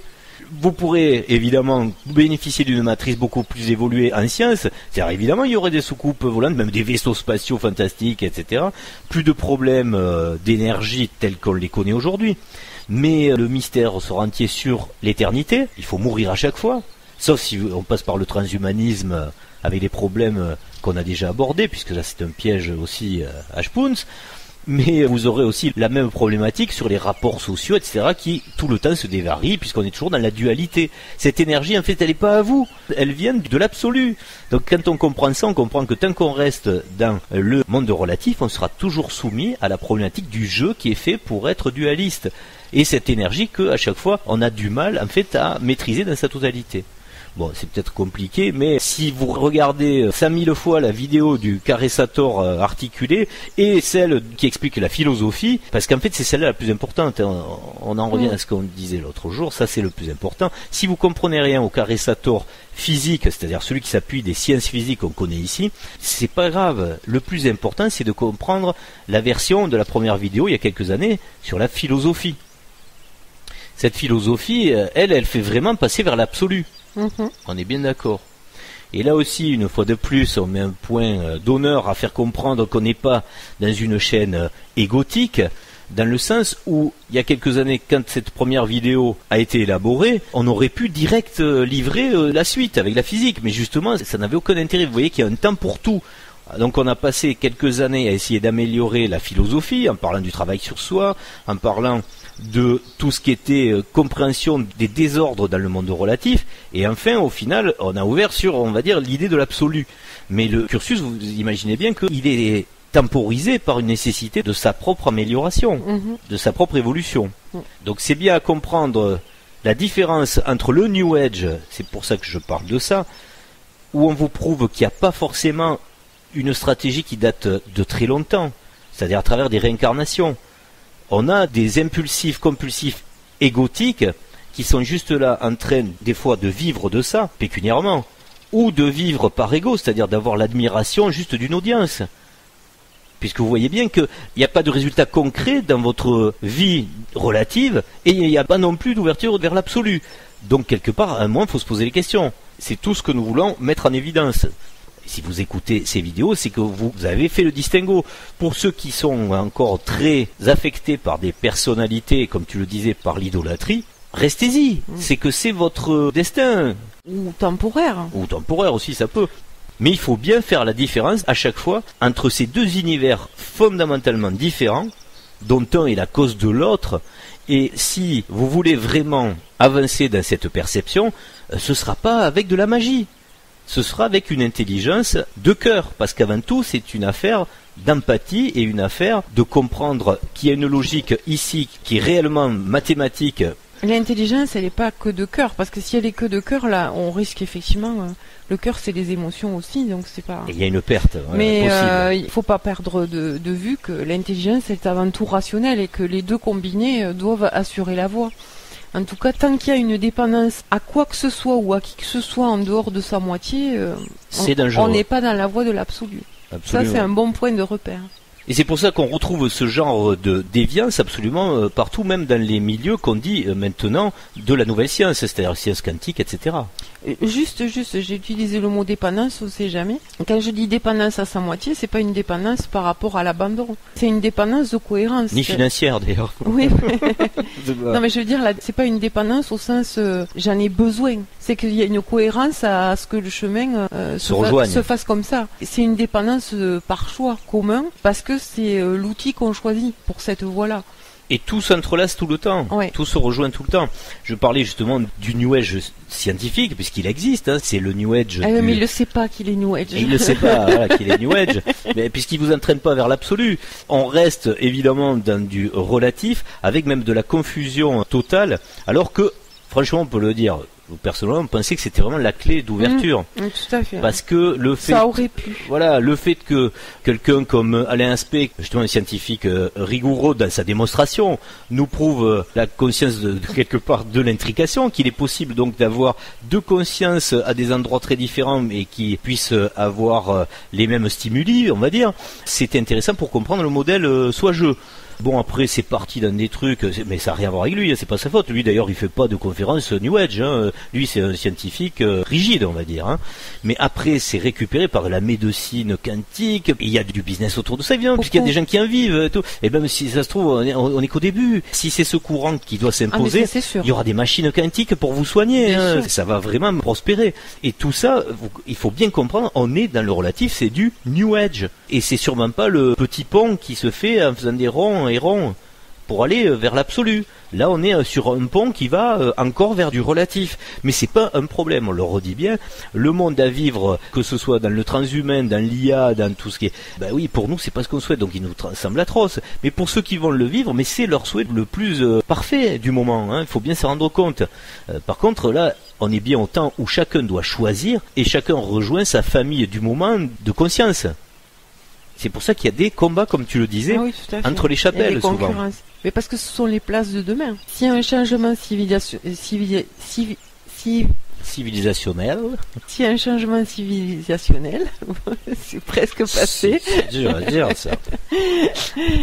La médecine ne sera pas la même, la société ne sera pas la même, etc. Et on voit les prémices de ça, comme on voit les prémices des ethnies culturelles. Là où sera le pouvoir de demain, on va dire. Ça s'installe. Ça s'installe. Et ils s'en aperçoivent même pas. Certains, oui, d'ailleurs, faut bien le dire. Et on aura quelques mots pour finir à propos de ça. Juste aussi autre chose, puisqu'on essaie de balayer en conscience un petit peu tous les pièges pour ceux qui veulent pas aller vers le New Age, justement. Il y a aussi ce que moi j'appelle vraiment le néo-darwinisme. C'est le darwinisme spirituel. C'est-à-dire que c'est des gars qui arrivent à dénoncer le fait que Darwin c'est faux, c'est-à-dire il n'y a pas d'évolution dans les espèces. Ce qui d'ailleurs est discutable aussi, parce qu'il y a des matrices où on peut très bien mettre en place ça, hein. Oui. Et c'est un piège à con d'ailleurs, faut bien le dire. Nous on a eu la chance de ce matrice de pas l'avoir. Il y a un gars qui a dit que ça se passait comme ça, mais on a des preuves que c'est pas ça, donc c'est déjà bien. On a pu au moins réfléchir avec plus de sérénité. On n'est pas tous nés bactéries. Voilà, exactement. Mais faut bien imaginer qu'il y a des matrices où pour que la difficulté soit plus ardue, on a fait effectivement du darwinisme. Et là, c'est sûr que c'est plus délicat à démêler. Mais là ici, non. Alors ce qui est rigolo, c'est qu'il y en a qui le croient quand même. Mais ceux qui dénoncent le darwinisme dans le New Age nous font du néo-darwinisme en disant, en gros, comme tu viens de le dire, que là on n'était pas une bactérie, puis un poisson, puis un singe, puis un homme, mais non, on a été une pierre, puis une plante, puis un animal, puis un homme. Ça, c'est du néo-darwinisme. Quand vous comprenez ce qu'il y a dans l'absolu, il n'y a aucun intérêt à ce que une conscience vienne se perdre, si elle a été humaine, on va dire, dans une pierre. D'ailleurs, si on sait ce que c'est une pierre, soit de mort par le feu, tout ce qui est roche basaltique, ou par la concrétion et pression aquatique, c'est-à-dire une pierre comme le calcaire, par exemple, où ce sont des débris de corps, hein, soit végétal ou animal, ou même humain, peut-être s'il y en a eu à une époque très reculée. Vous commencez pas à l'état de pierre. Voilà. En général, vous finissez à l'état de pierre. Oui, mais votre corps, justement, pas votre conscience. Calculez bien comment ça marche en partant plutôt de l'absolu et pas du relatif, et vous comprendrez que c'est du néo-darwinisme. Mais on ne le condamne pas non plus, une fois de plus, si vous êtes dans ça, et que ça vous apporte votre magie de fascination pour ce que vous avez envie de vivre demain, ou parce que vous l'avez vécu hier, que vous voulez le revivre, c'est normal, donc allez-y, restez-y. Là, on s'adresse à ceux qui veulent sortir des archétypes pour rejoindre l'absolu. Donc ça en fait partie. D'ailleurs, certains vous disent, mais là, on est dans un continuum qui ne verra jamais sa fin. C'est-à-dire que l'homme recherche sa perfectibilité constante, mais il ne peut pas, puisqu'elle est infinie. Et donc, il n'y arrivera pas.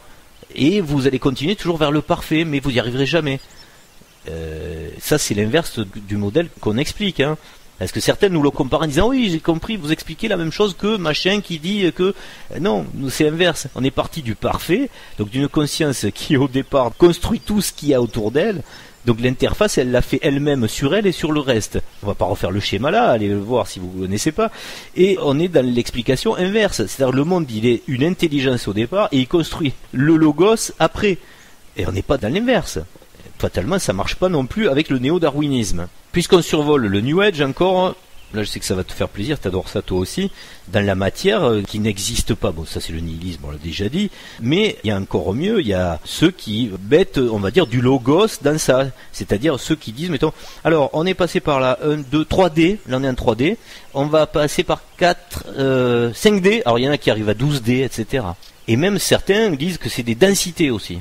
Des dimensions, des densités. Mais moi je suis pas contre, hein, à part si on me fait une démonstration qui, comme on disait tout à l'heure, est rationnelle sur le plan de l'intelligence, sauf qu'on l'a jamais vue. Pas encore. Donc je vois pas qui aujourd'hui peut être crédible dans la mesure où il balance des 3D, des 5D, des 4D. On serait en 3, presque en 4, mais on passerait directement en 5. Et ceux qui viennent nous voir, ils sont de la 6. Moi, je suis prêt, hein. J'ai pas de problème, ça me contrarie pas du tout, ça. Non, mais pour eux, s'il te plaît, moi je veux pas y aller là. Hein. Non, mais j'ai pas dit que je voulais y aller. Je veux bien entendre le discours. On rigole. Ça pourrait être même intéressant sur le plan intellectuel d'ailleurs. Mais ça sort d'où, enfin, Ça correspond à quoi physiquement? Voilà. C'est ça le New Age aussi. Moi, pour l'instant, ce que je vois, c'est les téléphones, quoi. 3G, 5G...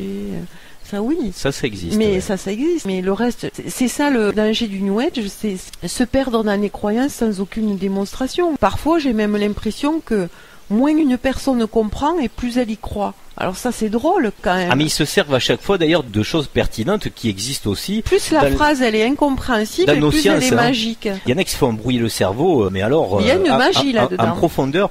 Il y a la magie. Tu prends par exemple ceux qui vont démontrer, comme tu disais, qui tentent de démontrer par magie l'histoire de 4D, 5D, etc. Ils vont passer par ce que le cerveau moingeux a du mal à formaliser, c'est ce qu'on appelle les hyper-volumes, donc l'hypersphère, etc., l'hypercube, et de comprendre que la structure de tout ce qui est géométriquement en 3D, justement, de l'hyper. Mais ça vous amène pas vers un absolu philosophique, ni de savoir qu'est-ce qu'il y a dans l'absolu.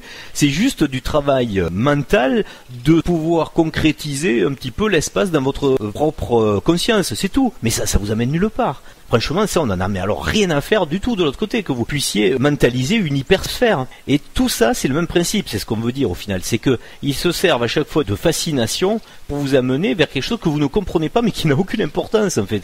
Et quelque part, ça rejoint ce que tu dis, c'est de la magie. Il y en a un qui arrive à se perdre dans l'alchimie, c'est pour dire. Bon, après, on est fragile, hein, dans le monde où on vit, la vie, elle est pas simple, mais il faut pas confondre la spiritualité en soi, c'est pas un domaine dans lequel on peut se réfugier ou tomber, tout en se disant que ça nous est inaccessible. Ça doit pas être une croyance, ça doit être un choix. Donc quand on fait un choix, on comprend ce qu'on fait. Mais voilà, le New Age, il est sans démonstration. Ou alors il nous dit, j'aurais pu vous faire la démonstration. Ça existe aussi. Mais il la fait pas. Et tant qu'on fait le tour de ces thématiques qui semblent entraîner vers l'absolu, qui ne le font pas du tout, et c'est assez étrange que même dans l'alchimie on soit arrivé à des impasses comme ça, alors que l'alchimie était faite pour vraiment passer vers l'absolu. Et puis travailler la conscience, la vraie conscience métaphysique par la matière relative. Ouais. C'était pour nous montrer ça. Voilà, et qu'à un moment ce concrétise dans la matière relative de la vraie métaphysique, qui prouvait que donc vous avez bien compris, mais avec la conscience du cœur relative, que vous étiez une conscience absolue métaphysique. Sinon ça aurait été de la chimie. Voilà. Fabriquer la pierre philosophale ou le plomb en or, voilà. Ça avait été que des démonstrations par la matière. Ah mais c'est pour jouer dans le relatif. C'est la chimie. Voilà. Après si qu'il y ait une stratégie sur place pour quelque chose de bien précis dans le scénario d'ici, ça c'est normal, ça s'appelle des rapports de force stratégiques. Mais vous vous doutez bien que celui qui est en train de dire aujourd'hui je vais fabriquer ma pierre philosophale, c'est génial, son souhait c'est de rester éternel ici dans le relatif pour continuer à voir toute cette horreur. Merci, je préfère être vraiment mortel, mais d'ailleurs une fois pour toutes, même de dire de ne pas se réincarner, de ne pas revenir, parce que là franchement le projet il n'est pas formidable, hein. Vous voyez bien qu'à chaque fois, dans toutes les disciplines qui ont été faites pour apporter de la logique dans des concepts, ils sont toujours efficaces pour certains, mais quelquefois ils permettent à d'autres de se perdre. Et pour certains temps, elle correspondait à son temps et elle laissait un message fort pour les temps suivants. Notamment pour maintenant. Aujourd'hui, elle est très efficace pour comprendre le rapport entre la matière relative et ce qu'est la matière, pas que la matière d'ailleurs, absolue. Subtil, ouais. C'est toujours très délicat d'avoir à critiquer quelque chose qui est primordialement bon et qui, par un déliquescence comme ça, avec des récupérations, faut bien le dire, c'est récupéré. Il y en a même qui arrivent à faire de l'argent avec ça quand même. Oui. Ils font pas de l'or encore, ils font que de l'argent. Dommage. Pour eux. Pour aller au-delà des placebos, des magies, des croyances de toutes sortes, mais qui aident, on le redit, qui aident à comprendre, il faut au final s'en débarrasser pour aller vers l'absolu, donc vers le primordial. On n'aura plus besoin de pierres, ni de potions, ni de jeeps, ni de fusées, ni même des symboliques, parce que ces symboliques, elles sont là dans le jeu, mais elles sont faites pour le jeu. Vous imaginez bien qu'on n'utilise plus la magie, même des symboles, même pour des supports mentaux, quand on est dans l'absolu, ça n'existe plus. C'est juste de la beauté, c'est de l'esthétique, c'est de l'art. Et a fortiori, évidemment, de tout ce qui est maître à penser. Dès qu'il y a de l'endoctrinement par l'idolâtrie, à chaque fois on sait bien qu'on est dans un truc absolument faux. D'ailleurs des deux côtés, c'est-à-dire celui qui idolâtre et celui qui aime se faire idolâtrer. Tout à fait. Donc c'est des attachements hors couple, ils sont pas à leur place. On en a normalement pas besoin si le mental est calé sur les règles absolues. D'ailleurs, l'alchimie, on peut la commencer dans son état le plus simple possible, c'est ce que vous ingérez vous-même, que vous allez métaboliser, que vous allez donc transmuter. Donc ceux qui n'auraient pas compris l'importance de ce que vous mettez dans votre propre corps, il faut se poser des questions. D'ailleurs, au passage, ça me fait penser que ce monde est tellement tourmenté, tellement chaotique à la fin des temps, on entend quand même des porte-paroles aujourd'hui, des porte-paroles de la pensée cathare, avec des gens qui sont carnivores. Et là on fait « Waouh, est-ce que le message va être bon ?» Ah oui. Non, là on sait qu'on est au chaos. Tout ce qu'on met dans notre corps et notre cerveau, c'est pas que l'alimentation, c'est aussi ce qu'on regarde, ce qu'on écoute. Donc on a des cathares carnivores aujourd'hui. Quand on imagine le nombre de cailloux blancs qui ont été semés à l'époque des cathares, pour qu'on comprenne aujourd'hui ce qui s'était passé, ce qui va se passer là. Eux aussi ils nous ont laissé les messages qu'il fallait. Et ils l'ont vécu, leur exemplarité. Et là le New Age, alors c'est un repais aussi au maximum. Des cathares New Age, il y en a plein. Et ils bouffent du pâté, du jambon. Bon, c'est pas sérieux tout ça évidemment. Mais c'est normal, c'est le New Age qui va se stabiliser dans des projets différents. Alors est-ce que chacun va vivre un projet différent et justement qui est par exemple des extraterrestres qui viennent chercher ceux qui veulent vivre avec Pierre, Paul ou Jacques, j'en sais rien, et que ici mettons il reste les transhumains et que on ne sait pas. Et justement c'est en fonction du choix de chacun que ça va se préciser. Mais là on est en train de balayer tout le champ du possible, hein. Et tout ça reste absolument possible, hein. D'ailleurs, le champ extraterrestre a largement été travaillé, hein, puisque on parlait de références sur les images Qatar du laboureur qui s'est travaillé, dont le Caressator d'ailleurs est aussi quelque chose qui rejoint la même compréhension. Là, ce qui a été beaucoup labouré dans le champ des consciences, c'est le Star Wars. On aurait pu jeter la pierre à l'industrie d'Hollywood qui vous a souvent présenté l'extraterrestre comme un danger, mais là, j'espère que vous comprenez que c'était pas forcément une mauvaise manipulation. Parce que effectivement, on peut se douter, tout comme d'autres disent dans les écrits coraniques que le djinn, donc le truc qui vient d'ailleurs, c'est pas ce qu'on croit, attention. Mais là, c'est la même chose. Hollywood peut vous avoir mis aussi, malgré toutes les saloperies qu'il met en avant, mais il a tout mis. C'est ça qui est bien. Il a mis le bon et le mauvais. Et dans le bon, quelque part, il nous a dit, attention, les rencontres de mondes autres relatifs sont des fois hasardeuses, quoi. Donc la question que nous posons, au final, dans la prise de conscience qu'on veut essayer d'amener ou de réflexion dans cette vidéo, c'est toujours la même, c'est où projetez-vous votre conscience? Quel est votre projet? Qu'est-ce que vous allez faire après?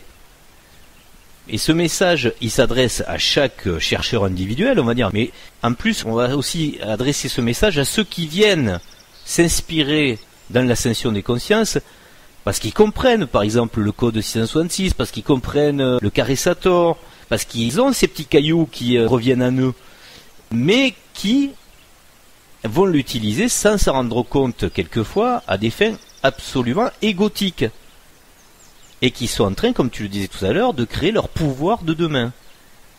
Donc à cela, bon, tous ceux qui n'en ont pas conscience, franchement, il n'y a pas de souci, continuez, puisque c'est votre souhait le plus grand. Vous aimez qu'on vienne vous flatter, vous aimez qu'on vienne vous admirer pour avoir divulgué des choses qui viennent même pas de vous, des choses que vous répercutez juste. Si c'était fait dans un bon état d'esprit, vous savez très bien que vous seriez en paix avec votre conscience. Ou vous vous en apercevez pas, et dans ce cas-là, c'est bien votre projet d'y aller vers ce truc égotique relatif, qui se sert des vrais concepts de l'absolu, mais qui s'en sert pour le dévier, pour avoir du pouvoir dans le relatif. Mais à un moment, j'espère bien que ceux qui comprendront ce qu'on explique là, et qui peuvent se servir du concept justement de ces mots-là, d'être dans le relatif, dans l'absolu, du concept moi-je, on n'entend pas soi-je encore, on entend moi-je ça existe là, c'est bien, oui. Mais comprenez bien ce que vous voulez faire ici. C'est-à-dire que si vous êtes un chercheur isolé, c'est pas un problème. La conscience, vous l'avez pour vous. Mais pour tous ceux qui voudraient jouer dans le cercle de l'influence, tous ceux qui, au final, comprennent la quadrature du cercle, j'espère que je suis clair, et qui rayonnent sur leur propre cercle, et qui font des adeptes personnels, doivent comprendre la responsabilité qu'ils ont actuellement. On n'est plus au moment de tourner en rond sur le fait de chercher à comprendre ce qui va se passer. Normalement, pour la plupart d'entre ceux qui comprennent les concepts absolus, la précision doit être claire et totale. Donc, à un moment, soit vous savez ce que vous faites et où vous entraînez les personnes qui vous suivent, soit vous ne le savez pas, et là, c'est pas un problème. Mais ceux qui le savent, mettez-vous au clair rapidement avec ça, parce que le temps du scénario qui avance vous laissera peut-être pas toujours l'occasion de vous décanter vous-même, alors qu'au fond de vous-même, vous savez ce que vous êtes en train de faire. Du coup, ce qui est salutaire, c'est l'honnêteté totale dans ce temps-là. Il vaut mieux être clair, parce que peut-être ça va être beaucoup plus chaotique, et ce ne sera pas le moment d'expliquer les choses dans un monde tourmenté où plus personne ne pourra vraiment faire le clair dans sa conscience. Donc, pour ceux qui se seraient perdus dans l'utilisation des vrais concepts de l'absolu pour les maîtriser ici dans le relatif à des fins égotiques, à des fins personnelles, si vous en apercevez pas, tant mieux pour vous, mais ceux qui ont un doute, et donc qui s'en aperçoivent, faites-le clair au mieux, au plus vite, parce que c'est une prise de conscience qui va au-delà de vous. Comprenez bien que si vous avez la morale de l'absolu, si vous utilisez qui que ce soit dans le relatif, vous savez de quoi on peut vous qualifier. Le mot existe dans le relatif. L'esclavagisme, c'est jamais autre chose que ça. Mettre en esclavage quelqu'un, sa conscience, c'est toujours le faire travailler pour vous au final. Pour tous ceux qui ont l'habitude de méditer, d'avoir des propres pauses sur leur propre comportement à travers leur conscience la plus haute, c'est aussi le temps du choix. Puisqu'on avait intitulé sur le carré Sator le temps du choix, il était précisément plutôt axé sur les gens qui comprennent justement où est l'axe, là, le Ténet. Une fois de plus, c'était assez important de faire le tour de la question, puisque les temps avancent et nos consciences aussi. On va redevenir un peu plus relatif et un peu plus léger, mais on peut comprendre aussi cette attitude, ce positionnement, puisque la résistance à l'acceptation de rendre moi-je à soi-je, c'est quand même quelque chose de très difficile à comprendre quelque part aussi. Au final, même quand on côtoie le logiciel absolu, de savoir que notre propre individu, de ce qu'on est en moi-je, va être fondu, disparaître, quelque part il disparaît pas, mais être un souvenir du soi-je, ça peut faire peur aussi. Oui, c'est pour ça que, comme tu disais tout à l'heure, le temps et les informations et les situations qui viennent à nous permettent à chaque fois de bien réfléchir à ce qu'est notre détermination par rapport à notre projet d'avenir, tel qu'il soit, qu'il soit dans le relatif ou l'absolu. Là, c'est pour tout le monde pareil. Ça nous met à l'épreuve pour nous dire est-ce que c'est bien ce que tu veux. Parce qu'il faut pas être sûr de la croyance, il faut être sûr de la détermination. Et c'est ce qui nous incite, comme l'expression le veut ici, à lever le pied sur des concepts de logique intelligente à partager. Parce que vous comprenez bien qu'à une certaine chronologie du temps qui avance, ça peut représenter un souci de récupération déviant. Mais j'insiste bien, une fois de plus, sur la projection sur le futur. Vous savez au fond de vous que, comme le cycle est évident, vous savez comment ça finira aussi pour vous. Si vous avez décidé justement de jouer ce côté égotique, de vouloir profiter de certains concepts pour les dévier dans la matrice relative, pour pouvoir en jouir relativement, et non pas absolument. Bienvenue dans l'âge d'or. Voilà, bienvenue dans l'âge d'or. On va s'éclater encore une fois, mais par contre on sait très bien ça va mal finir. C'est pour ça que rien n'est grave, après tout est question de conscience et comme tu disais de morale. Voilà, mais juste rappeler comment ça finit toujours. Une morale elle est relative ici, tandis qu'en haut elle l'est pas, elle porte bien son nom. Exactement. Donc si vous avez idée de faire votre propre secte, soyez gentils. Si vous voulez moins dérouiller, on va dire à la fin de votre histoire, dans le cycle prochain, montez la secte de l'ampoule à tungstène par exemple. Évitez de piquer des concepts de l'absolu. Parce que à la limite, c'est pas que c'est pas grave, c'est carrément au moins de la pantalonnade. Et ça, c'est presque du risible. Et ça marche, ce compte-là. Évitez de partir plein pot avec quelque chose qui est très tendancieux, parce que, une fois de plus, on l'avait déjà dit, mais là, je le redirai une dernière fois, c'est pas le tout de s'en vouloir, mais le pire, c'est d'avoir du remords après d'avoir fait quelque chose. Et de plus maîtriser les conséquences, puisqu'il y a une différence entre dévier pour soi et emporter d'autres personnes avec nous. Le problème, c'est que, à un certain stade, les conséquences ne sont plus maîtrisables, donc il y a des choses qui sont marquées. C'est parti, quoi. Voilà, et pour ceux qui penseraient qu'on ne sait pas vraiment si c'est le temps venu ou pas, tout ça c'est très abstrait, prenez pour preuve logique à chaque fois de savoir si c'est le bon moment, c'est la quantité d'informations et les actions qui arrivent dans la matrice. Là vous voyez bien que chaque archétype contenu dont on a parlé tout à l'heure, ils ont tous été donnés à être réfléchis, à être choisis. On voit bien qu'ils sont en train de se préciser puisqu'ils sont en train même de s'affronter. Et toutes ces infos, elles ont circulé assez longtemps pour qu'elles puissent être synthétisées. La synthèse est possible. Vous voyez bien que là, ça se resserre dans l'entonnoir. On ne doit pas être loin d'un temps où le choix, maintenant, il faut qu'il soit précisé. C'est pour ça qu'on se permet aussi de le dire, et c'est pour ça aussi que normalement l'entropie de ce chaos risque aussi de chauffer un peu plus, c'est comme l'électricité. Du coup, la compréhension de se positionner soi-même et, si vous avez un cercle d'influence, de prendre conscience de cette responsabilité est absolument nécessaire. Justement, c'est pas une mauvaise nouvelle non plus, Ça veut dire que même si l'entropie augmente, le moment d'éclaircissement est aussi plus intense. Donc, c'est pas qu'une mauvaise nouvelle. Tout est relatif en fonction de votre projection de conscience. Pour certains, ça peut être un gros chaos, et pour d'autres, ça va être un gros éclaircissement. C'est à chacun, avec son libre arbitre, de savoir où il va se diriger. C'est pour ça que on a bien insisté sur le sens des mots, et qu'on a, par exemple, sur la vidéo du carré Sator, bien indiqué la définition précise d'un mot. On a bien donné la définition de relatif et de absolu. Ça, c'est une chose hyper importante à prendre en compte. Chaque mot a un sens bien précis. le fait de le renverser, de le mettre dans un autre sens, donc d'être déviant dans le concept, on sait les conséquences que ça peut avoir. C'est toujours la même chose à réfléchir, être toujours dans la précision, dans cette culture maximale de la compréhension, la vraie compréhension. Et c'est le bon moment de le faire, puisque vous les avez, ces infos, ça veut bien dire qu'elles sont données à être vraiment réfléchies. On va se quitter en musique en donnant une note quand même, oui, de joie, hein, parce que mine de rien là, c'était un petit peu solennel, mais il n'y a pas à l'être. Pour ceux, par exemple, qui d'un coup auraient la peur de pas tout comprendre et de se dire, je vais peut-être pas arriver à ce que je veux dans cette incarnation, etc.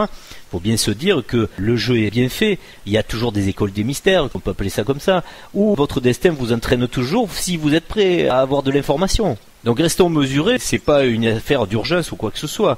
C'est une affaire, une fois de plus, d'être au plus au clair et le plus honnête et toujours dans la vérité sur votre projet. Voilà, on se quitte sur ces quelques réflexions.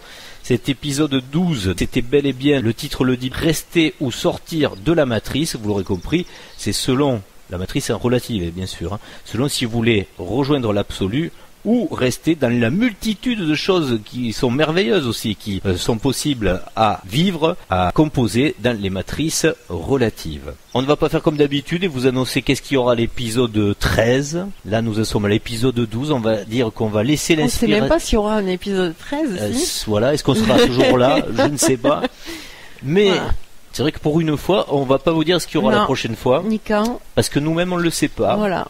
On peut vous souhaiter juste d'avoir entière conscience de votre projet, de garder le maximum de votre libre arbitre. N'oubliez pas, c'est vous qui choisissez. Chacun choisit pour soi-même. Pour lui-même. Pour lui-même. Pour soi-même aussi d'ailleurs, dans le sens du modèle soi-je. Soit il... Et si, vous attend aussi un peu quand même, parce que quelque part il a tout fait pour que vous y arriviez. Si vous y arrivez pas, il va avoir un peu les boules quand même. Ce sera pas bien grave, je pense, pour lui. Ça, je crois aussi. Allez, on se retrouve ou pas, peut-être à bientôt. Oui, dans l'absolu, on se retrouve toujours, donc il n'y a pas de souci. Donc on dit à bientôt. Oui. À bientôt. À bientôt.